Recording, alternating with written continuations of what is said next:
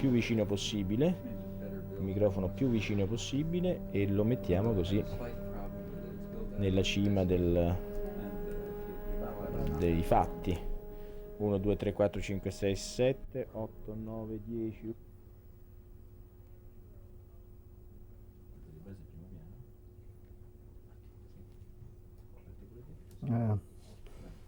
No, aspetta un attimo.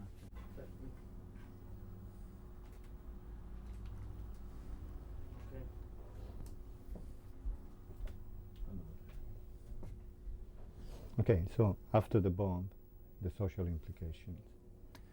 Well, the existence of the atom bomb set a new stage in world history, doubtless. It raised for the first time the prospect, in fact, even the likelihood that the human capacity for destruction, which was always substantial, might have reached the stage where it would completely destroy human civilization. And that's the cloud that the world has lived under ever since and will live under forever, because once that has been done, there's no way of putting the genie back in the bottle.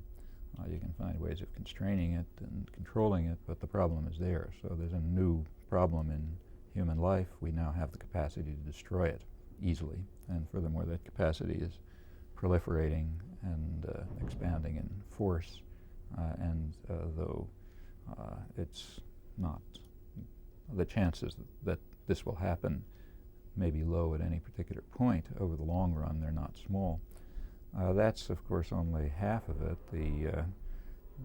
The level of industrial society has also reached the point that the unrestrained and mindless pursuit of development for greed and profit also has the capacity to destroy human life, and in fact may very well do so before we have a chance to do it with nuclear weapons. That's a parallel problem growing out of the more general problem of industrialization, and in particular of industrial capitalism, which is driven by short-term satisfaction of greed and gives no concern in principle to long-term consequences or effects on others. All of these phenomena, they've always been there, but they reached a new level in the post-war period, and I would say that the existence of the atom bomb is only one part of it. It's dramatic because it focuses the capacity to destroy very explicitly, but I think we should see it as a more general development, something which may prove, in fact, that humans are an evolutionary dead end, kind of a lethal mutation that will destroy themselves and destroy a good deal of the world with them.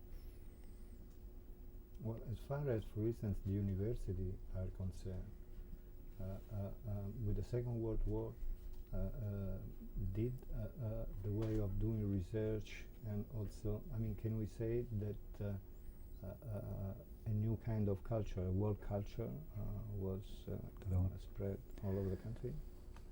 Well, there certainly were large-scale social changes and technological and scientific changes during the Second World War. This building where we're talking, in fact, is an example. This building was called at the time the Radiation Laboratory. It was actually developing radar. I suppose they called it the Radiation Laboratory to fool German spies or something, but it was where radar was developed in the electronics laboratory at MIT. And the development of radar, in fact, had a major effect on the war, in particular on the Battle of Britain. So this is a perfect case. MIT during the war was one of the institutions that became essentially a national resource because of the linkage that was established between technology and state violence. Now, the United States was not in the advance path in that respect was Germany. Germany was well in advance of the rest of the world in linking technology to war making. In fact, Germany came, despite its material disadvantages and strategic disadvantages, Germany came unpleasantly close to winning the war because of its enormous advantages in knowledge, skill, technological understanding, and the capacity to link them to war making. The West was not really aware of this until after the war, when they conquered Germany and discovered the enormous extent to which they had succeeded in applying science and technology to the task of destruction and coercion. And in fact, the only reason Germany didn't win the war is because they were simply overwhelmed by the mass of relatively primitive technology that was thrown at them by the West. They couldn't compete with the number of tanks and soldiers and so on. On the technological level, they basically won the war. But the West, England and the United States, were considerably behind in this respect, although that as American industrial power was converted to wartime uses, the balance changed, and by 1945 and in the subsequent period, the United States has been well in advance in the development of technology for the purposes of military destruction and coercion. However, we should bear in mind that this is a two-way street. The relationship between war and technology goes in both directions. Technology is used for war, particularly since the Second World War, in a very sophisticated way. But war is also used for technology. This is particularly dramatic in the United States, where the system of state industrial management since the Second World War, since about 1950, has been to use the Pentagon system as a means for essentially compelling the public to finance and support high technology industry. It's important to remember that in the 1930s, traditional capitalism basically collapsed, and it was understood that it could not possibly be resurrected. The New Deal measures had a very limited effect on overcoming the effects of the Depression. Those effects were, however, overcome by the war, when the government intervened massively to stimulate production and to organize production. That saved the capitalist system from its own self-destruction. And that lesson was taught to the people who could learn it. It was taught to the corporate managers who flocked to Washington to run the totalitarian wartime system. They learned what is later called the lesson of Keynes. They didn't have to read Keynes to learn it. They learned it from their experience, much in the way that the Germans had already learned it. They learned that massive state intervention can maintain a system of private enterprise, which will otherwise self-destruct. And that lesson was carried into the post-war period, as there was a period of pent-up consumer demand which kept the economy going for a few years, but by the late 1940s that was ending. The country was sinking back into recession. There was a lot of concern that we go right back to the Great Depression again, and the natural conclusion was drawn, the conclusion that military spending could be the stimulus that would maintain a state capitalist economy. And that began really officially about 1950 with there's a famous secret document called NSC 68, which now declassified in the 1970s, which essentially set the Cold War in motion. It called for a huge increase in this is right before the Korean War. It called for an enormous increase in military spending, and it gave a whole rather fanciful account about how the Russians were conquering the world and we had to defend ourselves, even though we vastly outspent them in armaments and were far richer and so on. But in this connection, the crucial recommendation was that unless there is a government stimulus to production through the military, there will be economic collapse in the United States and Europe. And the Marshall Plan had not achieved its objectives. It had failed. European industry was still pretty well dormant, Japanese almost totally so. And the thought was, plausibly, based in part on the wartime experience, that military production, state-driven production through the military, could rescue the private industrial economy. And that was done. And it's not just weapons, it's virtually all of modern technology. So say take computers, which are the core of any modern industrial society. In the 1950s, computers were not commercially marketable. They had not developed to the point where you could sell them and make a profit. So the public paid for close to 100% of development and production of computers through the military. So it's just a public subsidy for research and development. By the 1960s, the computer industry had reached the point where it could make some profits.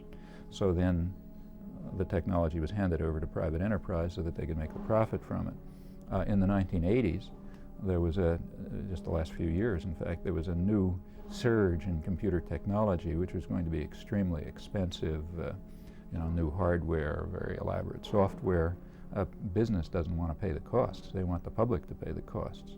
So in fact, there was another big upsurge in military spending, a good bit of which was directed to this purpose. That's much of the purpose of the Strategic Defense Initiative, Star Wars so-called, was as a stimulus to the computer industry. Now it's not, in fact it's much more general. It's true of electronics generally, of lasers, fiber optics. In fact, the cutting edge of technology is subsidized by the public, and the device that's been used is the Pentagon system that pays the costs of research and development, and it provides a state-guaranteed market for waste production.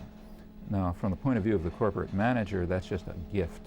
It's a gift to the corporate manager from the public, and it's an important gift.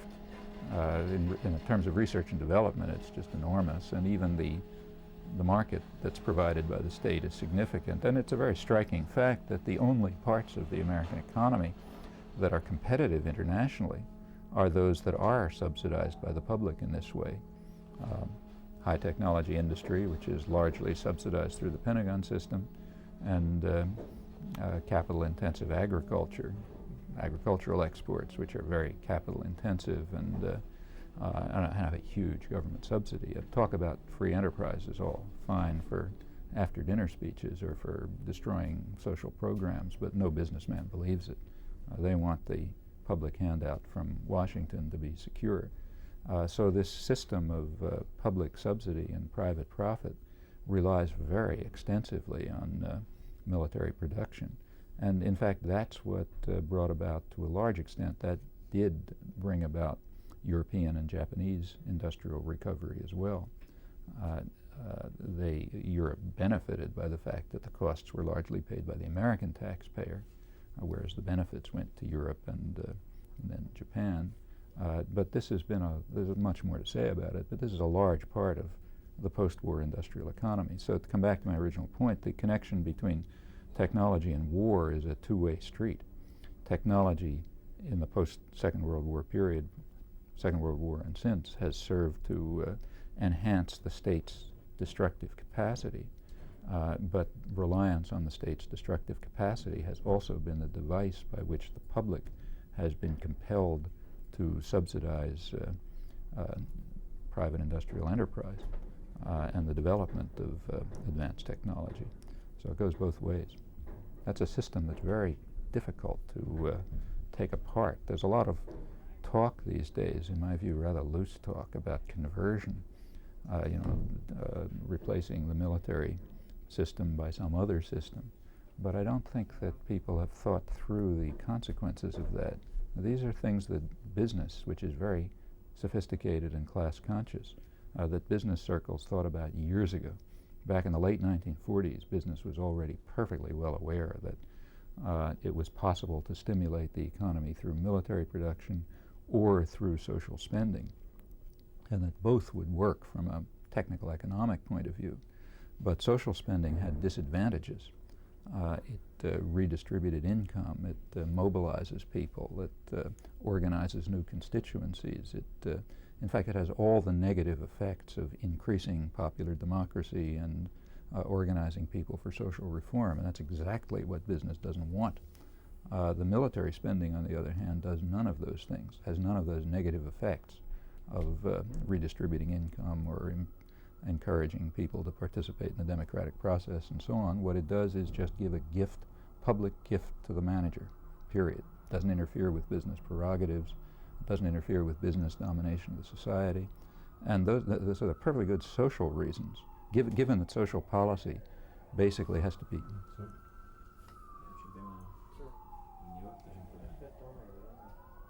meaningfulness to the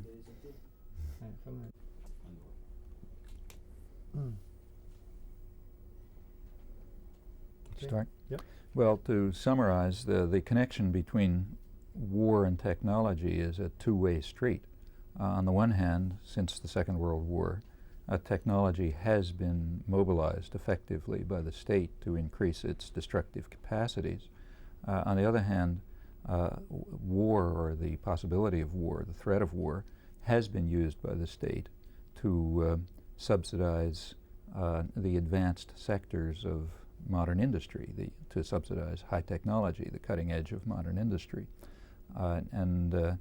This has been understood. I mean, it has been understood for the last 40 years by, there's a lot of loose talk these days, loose in my view at least, about conversion. That is about, with the reduction of Cold War tensions, of converting a wartime, war-directed industry, military production, to peacetime uses. Now, these questions were raised, discussed, and understood in business circles 40 years ago. Businesses, thoughtful, intelligent, and highly class-conscious. And back in the 1940s, business leaders understood, as well as any technical economist, that alternative modes of government intervention would stimulate the economy just as much as military production does. As Keynes put it, you can bury dollars in the sand and have people dig for them.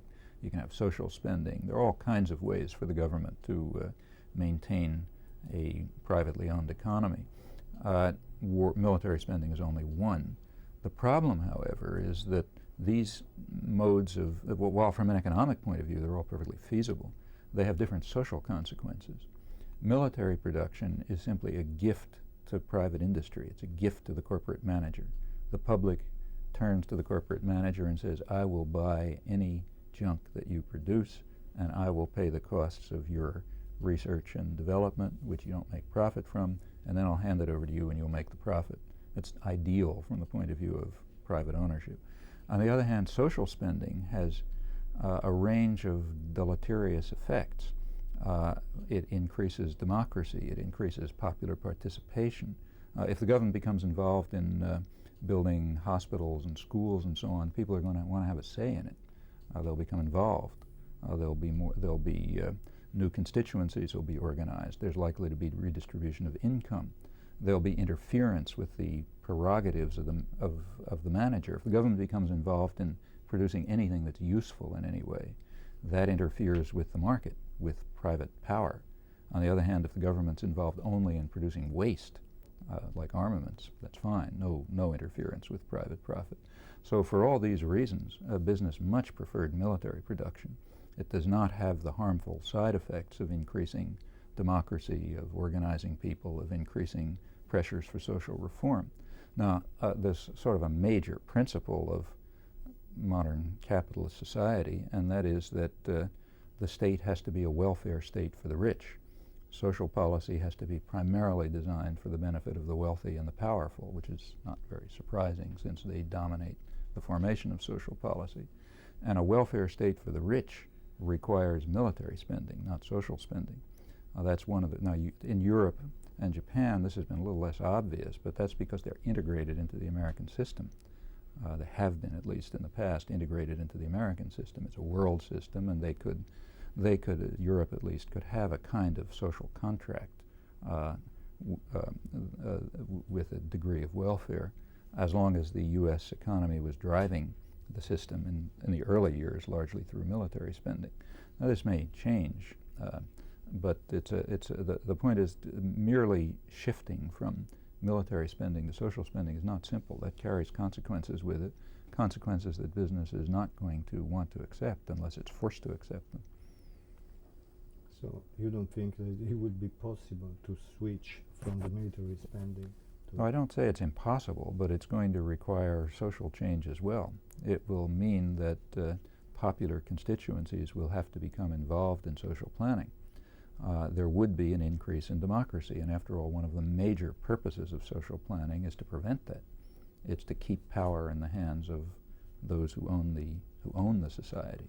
Now, that goes way back in American history, and in fact you can trace that back to the English Revolution. I mean, as soon as the modern popular revolutions developed elite groups organized to try to prevent democratic forms from having any substance. That's one of the major battles of the modern world right up till today. And the current question about conversion is just one instance of it. How do you keep the public from using the formal freedoms that are available to interfere with the power of those who own and direct the society? That's a major problem of the last 3 centuries, increasingly so as democratic forms spread, and there are all kinds of ways devised to do this. One of the best ways is the military. The best way to mobilize, the classic way to mobilize any population is in fear of an external enemy. I mean, that's almost a reflex on the part of any leadership group, way back to prehistoric times, no doubt. And the Cold War, of course, has been very useful, actually, for both superpowers as a means of mobilizing their own populations so that they could carry out the kinds of policies they wanted. The Cold War is, in my view, is very much misinterpreted. I mean, it was in part a superpower conflict, no doubt, but the reality of the Cold War protrudes quite clearly as soon as you look at the typical events of the Cold War. On the Russian side, the Cold War, the typical events are intervention in the satellites, tanks in Berlin and Budapest and Prague and so on. Those are the events of the Cold War. On the U.S. side, the events of the Cold War are global intervention everywhere. Invasion of South Vietnam, overthrowing the government of Guatemala, international terrorism against Cuba. I mean, so many examples, you can't even list them. Those are the events of the Cold War. There's also domestic consequences to the Cold War. Inside the Soviet Union, it entrenched a military bureaucratic elite. Inside the United States, it enhanced the power of private ownership through the military system by the means I've described. It compelled the public to subsidize advanced production. Now, how do you get the public to accept all of this? Well, in fear of the great enemy. In this respect, the Cold War has been highly functional. Now, what's happened now is that one side has called off the game. For all sorts of internal reasons, the Soviet Union can no longer persist in this interaction in which it was always the minor partner. But that doesn't mean the United States is calling off the game. Its part of the Cold War continues. And it is now hoped, in fact, by American elites that it can continue with even more intensity. For example, right after the invasion of Panama, Elliott Abrams, who'd been in charge of Latin American affairs under the Reagan administration, he pointed out that this is the first invasion in which the United States was able to use force without fear that it would lead to superpower conflict. So therefore we're more free to use force and violence. The point is that the Soviet deterrent has been removed. The Soviet Union is no longer containing the United States as it had done before, so we're freer to carry out our Cold War policies. Now, all of these are factors that lie in the background of the current relationship between the military and technology. It doesn't develop in a vacuum. It develops in terms of systems of power and domination that make use of technology to advance their aims, quite naturally.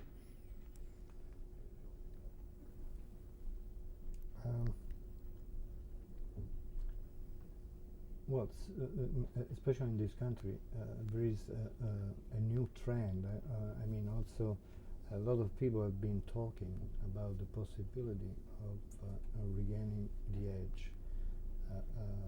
And so I think, in a way, there is some opposition against this tendency. Yeah. Do you think that because of the new situation, I mean, what is going to happen? Well, there's a kind of an internal contradiction. Yeah. For example, about 1980, 10 years ago, there was a very broad consensus in elite circles that it was necessary to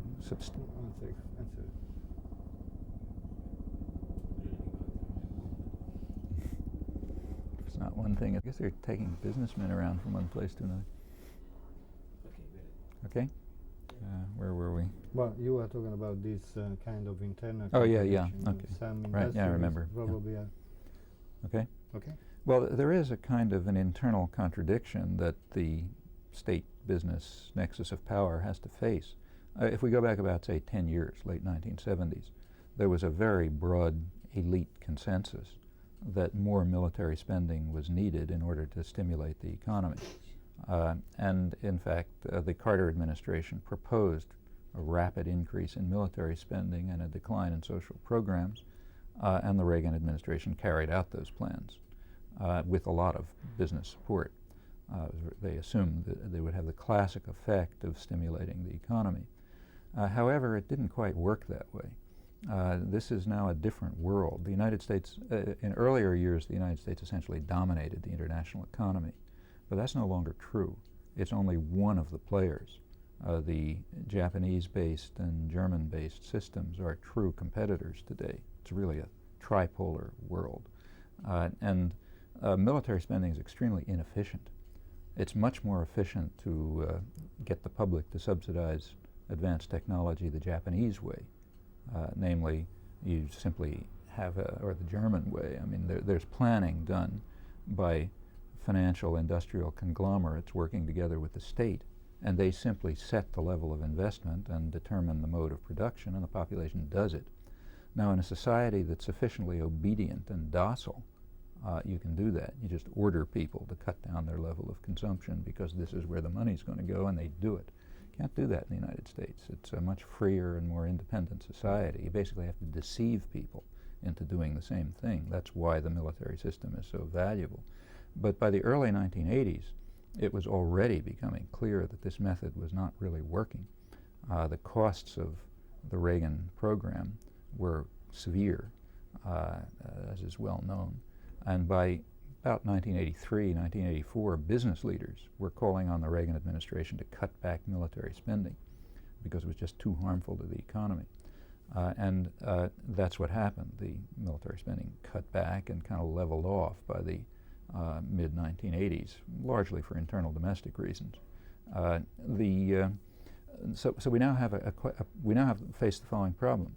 Military spending is the optimal means to subsidize private enterprise for the reasons mentioned. On the other hand, it's an inefficient means, and other competitors are not using that inefficient means. They're producing directly for the market. So let's make it concrete. Suppose you want to design, lasers for the commercial market.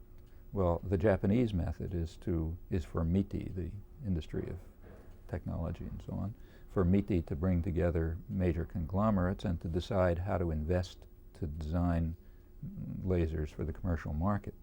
In the United States, what happens is the government calls upon industry to produce a system which can use lasers to shoot down missiles thousands of miles in space, and they hope that somehow out of this will come something that's usable for the commercial market.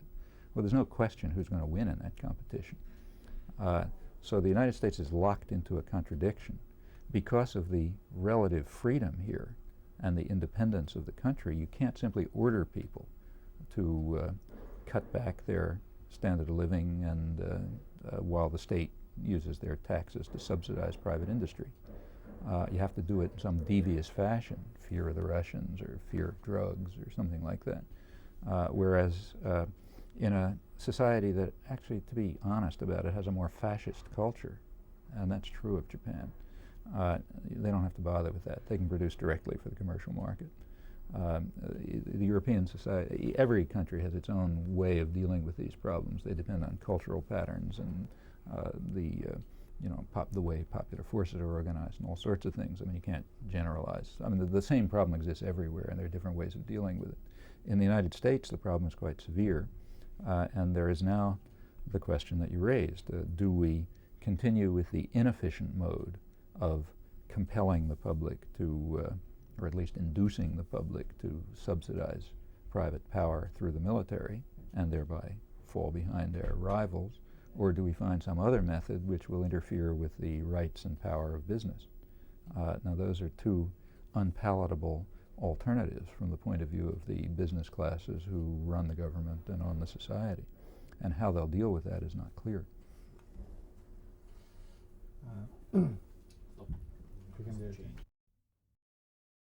Can we talk a little bit about the relationship between science and technology? And Well, the relation between science and technology is stai dicendo? Questo no? Sì, quello piccolo che era un attimo di... Ok. Un attimo, sta bene. Scamming, elicotteri scamming.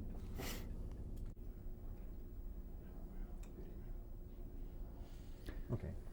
Well, as is well known, the relationship between science and technology has changed considerably over the years.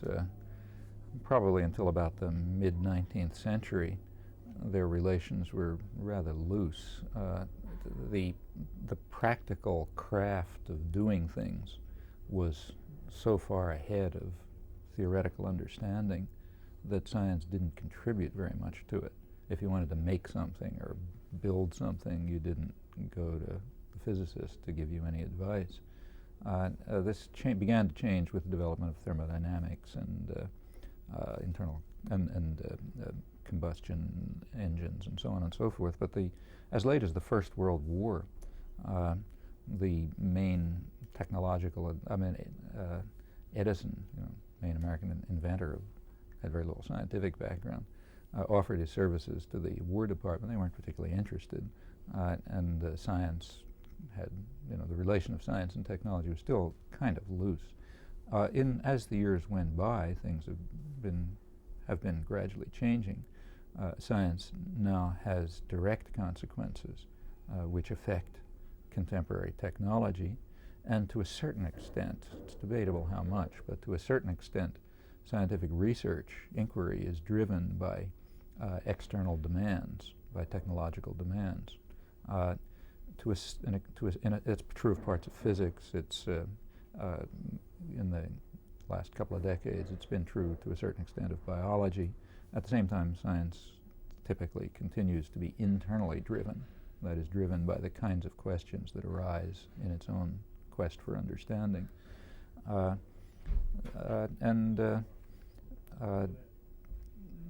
Well, though you can see the changes, just take a look at a place like MIT. When I got here in the mid-1950s, this was an engineering school. Students were taught how to make things. They were taught how to build bridges and wire circuits and so on and so forth. By 10 years later, it was really a science university.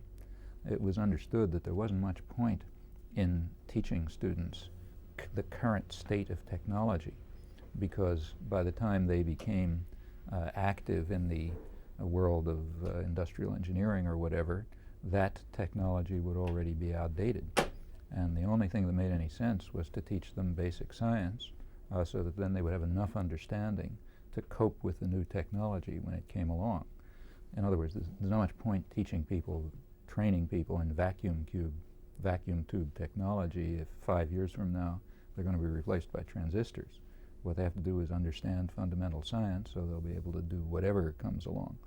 And that happened. If you get a degree in electrical engineering at MIT these days, your courses are not very different from those that you would get in the physics department. A little bit more applied, maybe a little less fundamental nuclear physics, but it's more or less the same. You have to have mathematics and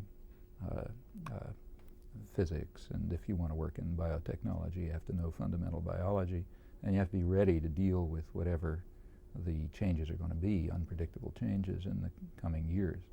In that respect, in fact, MIT at that point began losing its classical engineering departments.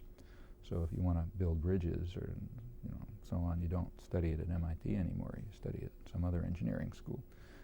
And that reflects a significant change in the relation between science and technology. Here it's been rather dramatic. This is now more a science university than a technology university, even though it still has an electrical engineering department and an aeronautical engineering department and so on, which when you look at them are very close to advanced contemporary science. Very interesting. Yeah, I never thought about this point of view. Yeah.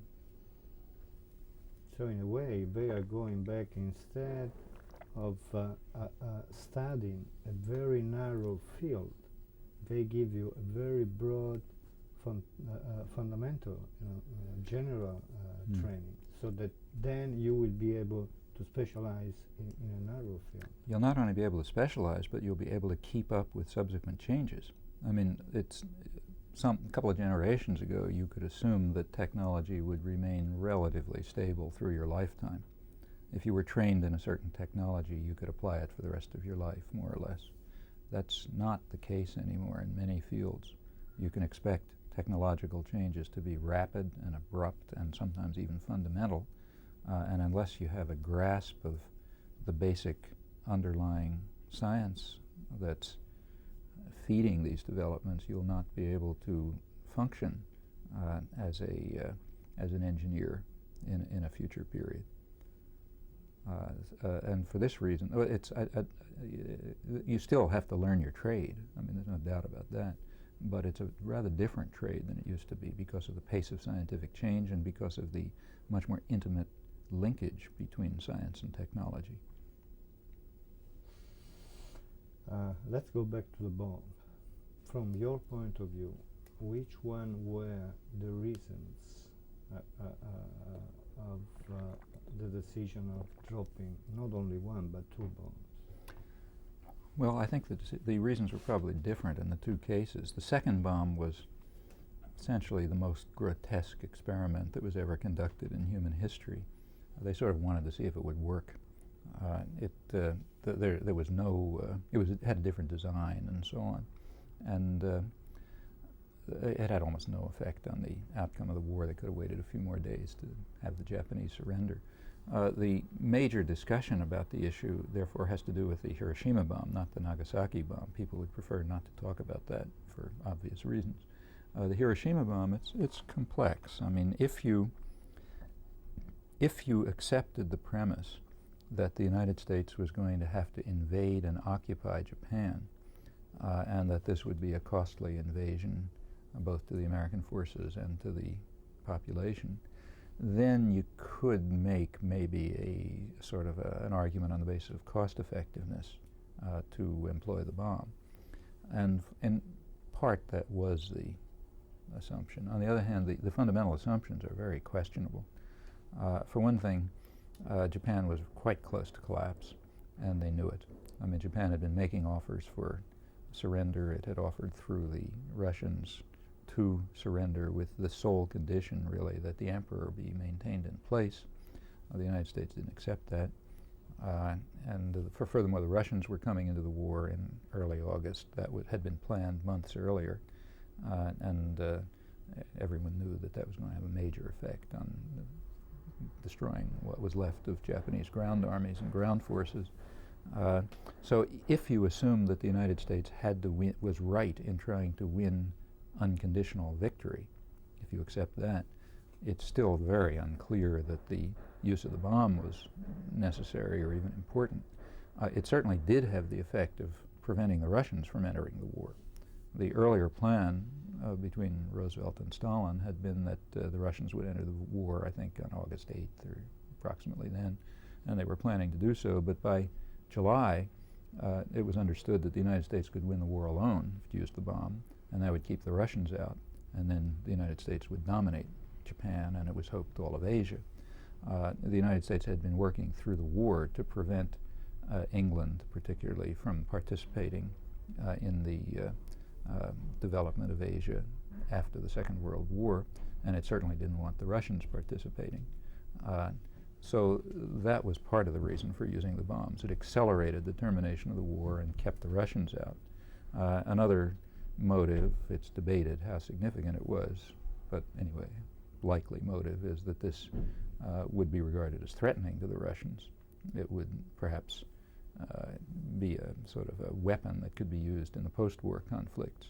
Notice that all of this is based on the assumption that the United States had the right to occupy and defeat Japan. And that's not such an obvious assumption either. The Second World War was not like, in Asia, was not the way it was in Europe.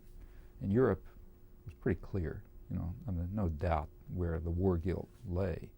I mean, you can trace it back to the inequities of the Versailles Treaty and so on, make all sorts of complicated arguments. But Hitler was sui generis. That was a special phenomenon. I mean, sort of an ultimate, if anything can have the name ultimate evil, that was it. And the aggression was straightforward. It was kind of unproblematic. Made very good sense to destroy Hitler Germany from any point of view. On the other hand, the war in Asia was a much more complex affair. It in part had its roots in, it was more like the First World War. I mean, it had its roots in inter-imperial rivalries, where the rights and wrongs of the situation were by no means obvious. Japanese expansion in Asia was very brutal, but it was not without cause. It was largely a response to the fact that the West was unwilling to play the capitalist game as soon as the Japanese started beating them at it. So England, for a century, had been lauding the virtues of free enterprise as long as it was going to win in the competition. But by the 1920s, it wasn't winning anymore. It was being undercut by Japanese production, so the game was called off. That game is only, the only advocates of free enterprise ever are the ones who know they're going to win because of their power. As soon as they know they're not going to win, they're not interested in free enterprise anymore. That's a weapon against the weak. Nobody intends it for themselves. It's true today as well. When the Japanese began to be too competitive, England effectively closed off the empire. In 1932, there was a conference in Ottawa which raised duties on Japanese imports to imperial countries, to India and others, to such a level that Japan simply couldn't import. The United States, which was a smaller empire in those days, did the same thing. The United States blocked Japanese imports to the Philippines and to Cuba and the Caribbean, places where it could effectively control them. The Dutch did the same thing. The Japanese talked at the time about A, B, C, D encirclement, American, British, Chinese, Dutch encirclement, and there was some reason for that. They were being, since they were doing too well in trade and production, they had to be controlled, and the way to control them was for the West to use its force, basically, to block them from expansion. Furthermore, the West largely controlled their resources. Japan is a very resource-poor island chain. It needs energy and other resources from elsewhere, and those happen to be in the hands of the Western imperialist powers, Holland, England, and the United States. So Japan was in fact trapped. There were very few options available to them. And that's part of the background of, and this continued right up to Pearl Harbor. I mean, in the last discussions between the United States and the Japanese, Admiral Nomura and Secretary of State Hull, leading right up to, a week before the Pearl Harbor attack, the debate was over the conditions. The basic question was simply, would Japan agree to open up the areas under its control to free American penetration? The United States was not opposed to the Japanese invasion of China. In fact, in the early 30s, it essentially supported it, but it didn't want any interference with U.S. rights to exploit China. And the question is whether Japan would open up Manchuria and China to U.S. penetration. And the Japanese actually offered to do that right up to shortly before Pearl Harbor, but they insisted on a reciprocal move on the part of the United States. They insisted that the United States open up its imperial domains to Japanese penetration. And the American negotiators, Secretary Hull, just regarded this as absurd. I mean, how dare these lowly Orientals demand that we reciprocate and open up our areas for penetration? I mean, they're just dirt. We tell them what to do. We don't ask them what to do. There was a big racist streak in this as well. And this discussion goes right up to the opening of the war. Now, these are also factors that have to be borne in mind, and they raise rather complicated questions about the right to conquer Japan altogether. But even if we accept that, even if we accept all the ideological premises under which the war was fought and is today described, even if we accept that whole ideological baggage, as virtually everyone does, wrongly in my view, but as virtually everyone does, then still the question, there's a tactical question, whether the use of the bomb was a tactically advisable device to achieve the victory, which we're now assuming was justified, although I don't accept it. And even in that narrow sphere, I think I would agree with people like, say, Eisenhower and others who thought it was just an outright horror. In fact, if I can add a personal reminiscence, when I was about, 15, I guess, when the bomb fell, and I was up in a summer camp somewhere where I was a counselor, and when I heard the news, I found it so devastating, and I also found I couldn't talk to anybody about it because everyone was cheering. I just took off and walked into the woods and sat there alone for 4 or 5 hours, and to this day I've never been able to talk to anybody about it. I cannot understand how people were able to come to terms with that and even cheer it as they did. The reaction to the use of the bomb is absolutely unbelievable. I'll add another personal. A couple of years later, about 1950, here in Boston, my wife and I noticed an advertisement for a movie called Hiroshima, and it was being played in what was called the combat zone. It's an area in downtown Boston where they play pornographic films and sell drugs and have gambling and criminals and so on. And we couldn't figure out what's this film, Hiroshima, doing in the pornographic film area. So we decided to go down and have a look. We went, and it turned out to be a documentary, Japanese-made documentary of the Hiroshima bombing, with live photographs of what was happening to the people under the bombing, people fleeing with their skin falling off and all kind of horrors. And the audience was treating it as a pornographic film. They were sitting there and laughing. This was 5 years later. I mean, it's just unimaginable. I mean, unless you look at modern history, it's unimaginable. You look at modern history, unfortunately, it's not so unimaginable. We were talking before about racism, all the propaganda films that have been made during the war. Do you think that also racism did play a role in the dropping of the bomb? These are very hard things to estimate and to prove, but my sense is very definitely yes. Again, I was a young teenager at the time, but I have very vivid memories of the wartime propaganda, striking memories because of the dramatic difference between the portrayal of the Germans and the portrayal of the Japanese. The Nazis, by any measure, were monstrous, far more monstrous than the Japanese. And it was known at the time. I mean, people may not have known the details about the Holocaust, but you knew enough. The Germans were portrayed with a sort of a degree of respect in the wartime propaganda movies. They were, after all, blonde Aryans, the kind of people we're supposed to admire. And even if they'd somehow taken the wrong track and you could make fun of Hitler, Charlie Chaplin could mock Hitler, nevertheless, there was a level of respectful treatment in the portrayal of the Germans, who, of course, we were going to defeat and destroy. The Japanese, on the other hand, were subhuman. I mean, they were just vermin. They were depicted as insects you crush, they weren't even human beings. Maybe they had vague resemblance to human beings, but that was misleading. In fact, the treatment of the Japanese fit very naturally into a strain of American culture that goes way back to the 17th century. That's the way the native population was described. The native population were beasts in human guise, wolves who looked like men, as George Washington put it. And when you have to totally destroy and annihilate people, when you have to commit genocide, you have to prove that they're not human, otherwise you can't do it. And that's what was done in the conquest of the hemisphere, in fact, and certainly the conquest of the U.S. national territory. Effectively, it required something like genocide.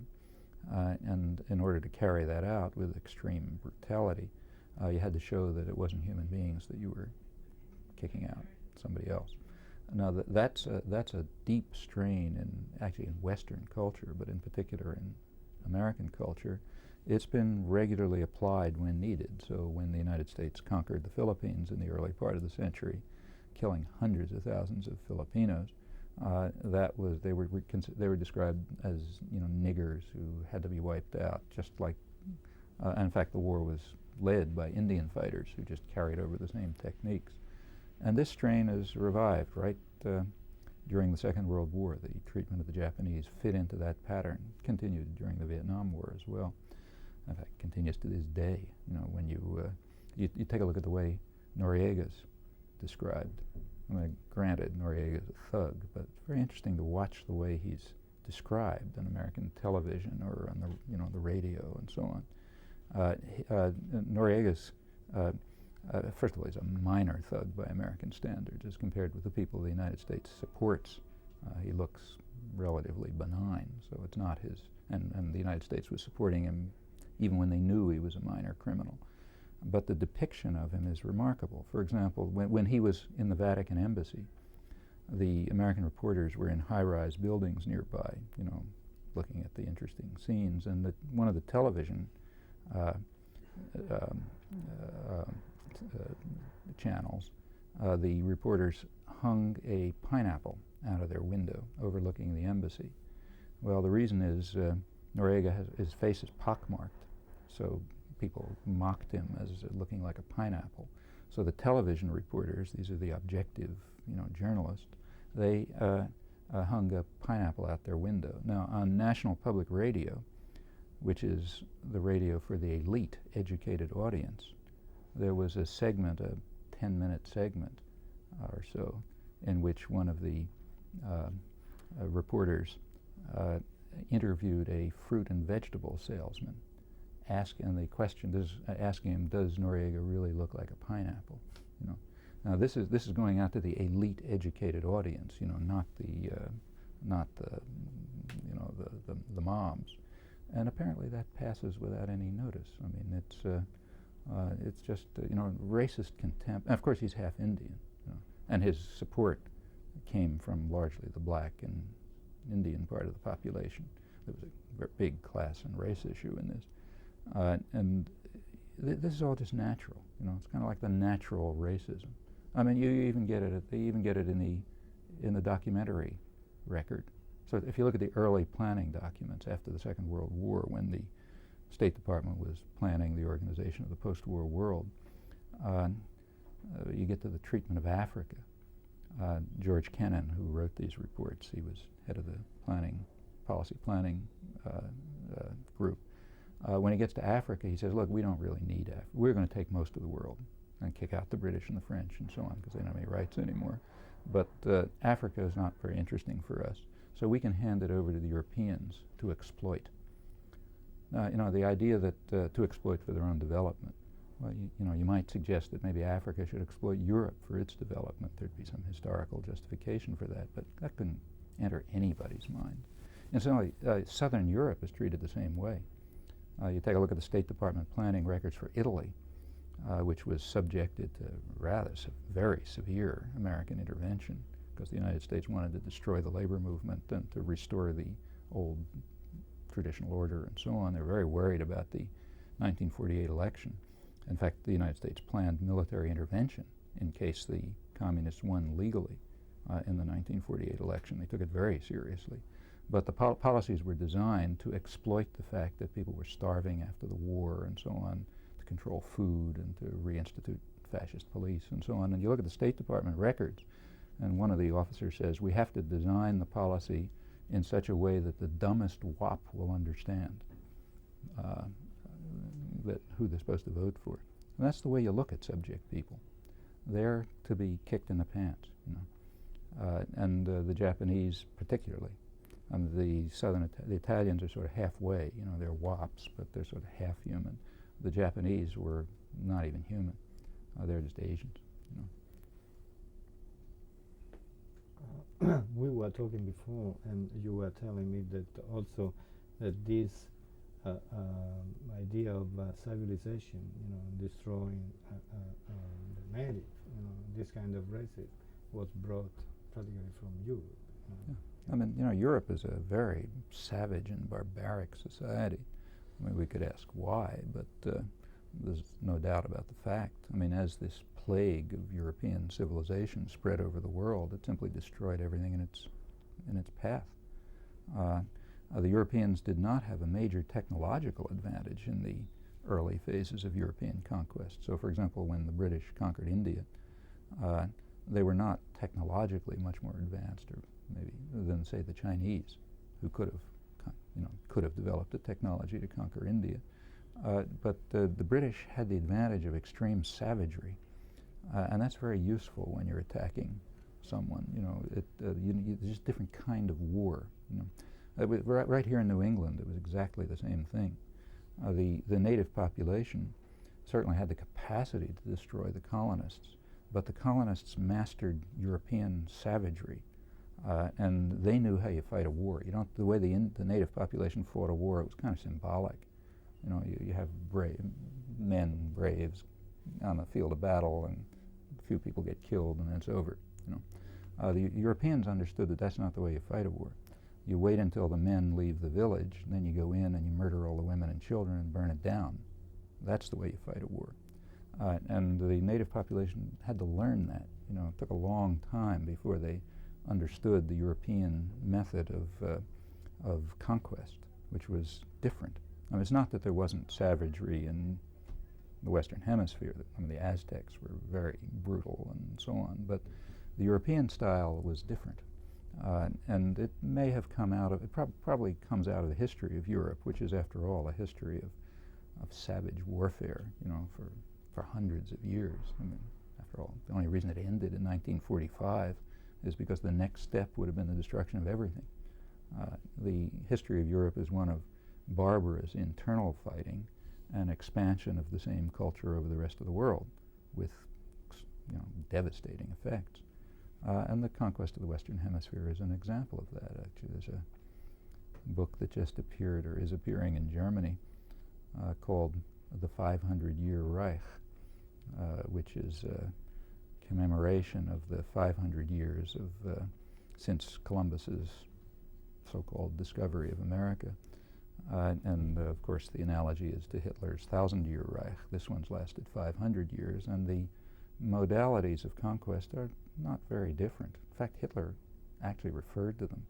Part of the Nazis' justification for their own viciousness was to point out that the colonists in the Western Hemisphere had done pretty much the same thing.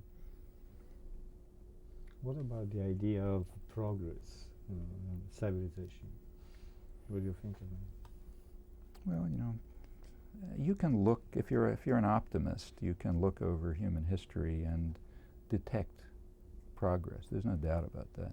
So take something like, say, slavery. Throughout virtually all of human history, literal human slavery was considered legitimate and, in fact, praiseworthy. Slavery was, after all, justified on moral grounds.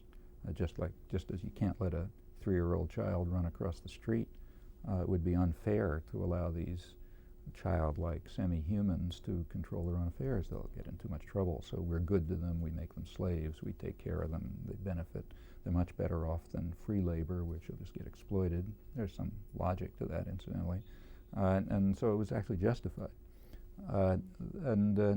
It's only in the last few centuries that this has been regarded as abominable. By now, in most of the world, it's regarded as inconceivable. That's a big moral change. And even in our own lifetimes, we can see similar things happening.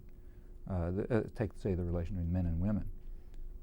Exploitation of women and subordination of women was considered totally natural in cultivated, educated circles not long ago. Well, it still goes on, but now there's recognition that there's at least a problem, that maybe it's not obvious. And that's a moral change. And there are many such things through human history. The right of people to participate in their own, in controlling their own lives, to have a democratic political system. That's it doesn't work anywhere except in very limited ways, but it's recognized as a value to be achieved. That's pretty recent in human history, last couple hundred years. And in many other respects, I think we can see an expansion of the realm of moral understanding as people begin to, I would take this to mean that they're just exploring their own moral natures and learning more about it. And whatever arguments you can give for slavery, you realize at some point that it's just totally incompatible with our basic concept of a human being, that the person can be owned. I mean, it happens because of social changes and economic changes and so on, all sorts of things interact, but the effect is an expansion of the moral realm. And along with it go some slow changes in social and political structures as struggling people demand more and struggle to attain their rights. These things don't come because somebody hands them down. They come out of, out of struggle. Takes a freedom of speech. That's a big change over the last couple hundred years. In just about every country in the world, including the United States and England, up until quite recently, it was considered a crime to assault the state by words. That is, to criticize power was a crime, seditious libel it's called. In fact, it wasn't really struck down by the Supreme Court in the United States till 1964. And in fact, truth was no defense, makes the crime worse because you're demeaning power even more if you make a true criticism of power. Well, by now, at least in the United States, and maybe only in the United States, that's now been eliminated from the law. There's been an expansion of freedom of speech and the protection for it in the United States over the last couple of centuries. Now, notice that theoretically these things are in the Bill of Rights, but that's just theoretical. James Madison pointed out that what he called a parchment barrier will never stand in the way of tyranny. People have to struggle for their rights and fight for them and defend them. And over the last couple of centuries, through the struggles of the labor movement and the peace movement and the women's movement and so on, these rights have been extended. And by now in the United States, they're pretty substantial, more so than in any country of the world that I know of. But that's the result of popular struggle. And the same is true of, and it does get institutionalized at a point. And the same is true of everything else you can think of.